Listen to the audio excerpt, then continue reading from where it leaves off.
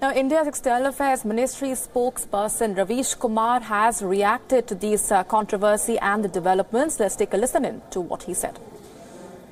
I think this is something which should be addressed to the Canadian side. I believe they have already clarified. They have said that it was an oversight, and that is the reason why the invitation for the reception tonight has been, I believe, has been withdrawn. On the visa part, it is something which has to be, perhaps I can't say immediately how that happened.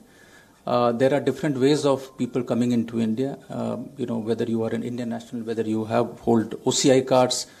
So we are ascertaining details from our mission. We will have to see how this happened, and then I can perhaps at a later stage I can share some details on this matter.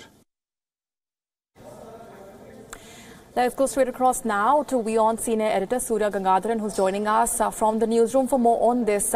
Surya, the justification that Canada has provided, the Canadian PMO saying that Jaspal Atwal, who is a convict, was not a part of the official Canadian delegation. He was only in India in his private capacity. What do you make of that? And also, it remains unanswered, the question of how Atwal actually managed to get that visa. That's the whole point, I think the fact whether the Canadians gave him an invitation to attend a dinner meeting or a lunch meeting with the Prime Minister is not so much relevant as the fact that how did this guy get into India? Was he given a visa? That's question number one. The MEA is kind of not giving us any clarity on that score. Does he hold some kind of PIO card or something, a person of Indian origin? If so, how did that get to him? Because this man is a convicted criminal.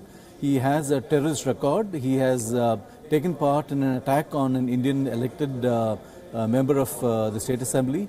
So how did this happen? I think there's a lot of investigation that's really required here.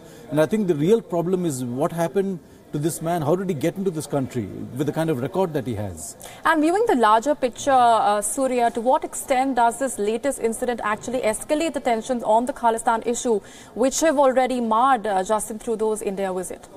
Well, there's been reports over the last few months that there's been a resurgence of Khalistani sentiment and Khalistani movements, especially among Sikhs living in the UK and Australia and Canada. And some of the intelligence reports, some of the intelligence sources are telling us that the Pakistanis are behind this. They're trying to again give new life, aid and fund the Khalistan movement, try and get it again to start hitting out at India. So these are concerns for India. It's not that the issue has become so big that it's a threat, but it's a concern. We'd like to nip it in the bud before it becomes too big an affair to handle. But the very fact you have governments like those in Canada which seem to be soft on Khalistani separatists, that's a major concern.